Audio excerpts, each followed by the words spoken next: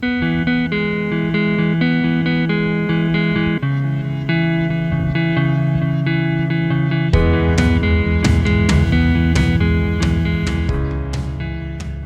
so I'm gonna pull this carb off real quick, get it clean.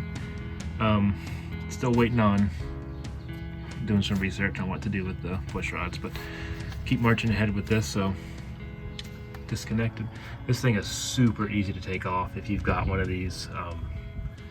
And this is, yeah, super simple. If your automatic choke is functioning, there's a heater tube that screws on here. It's a metal tube that comes out down here and goes up. Just unscrew it, pull it off. It's a brass fitting. The throttle cable is just a ball. A little screwdriver under there, gently pop off. It'll come off, or at least mine did. Shouldn't take a ton of force. Throttle return spring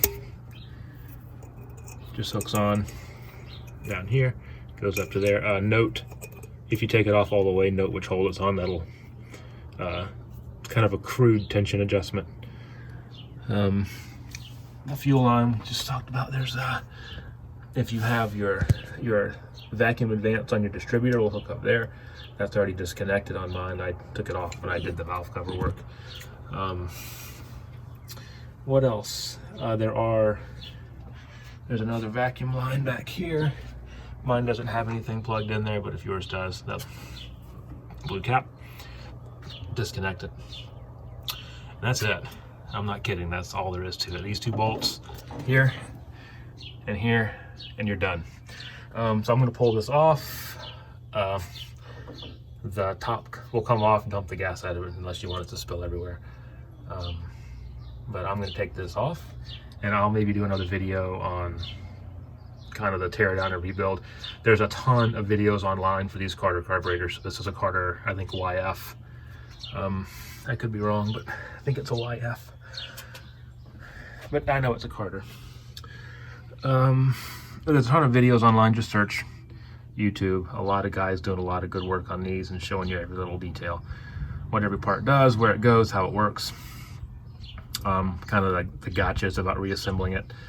I've looked at the videos and feel pretty confident about it. And if you have the factory service manual, that has an exploded diagram as well.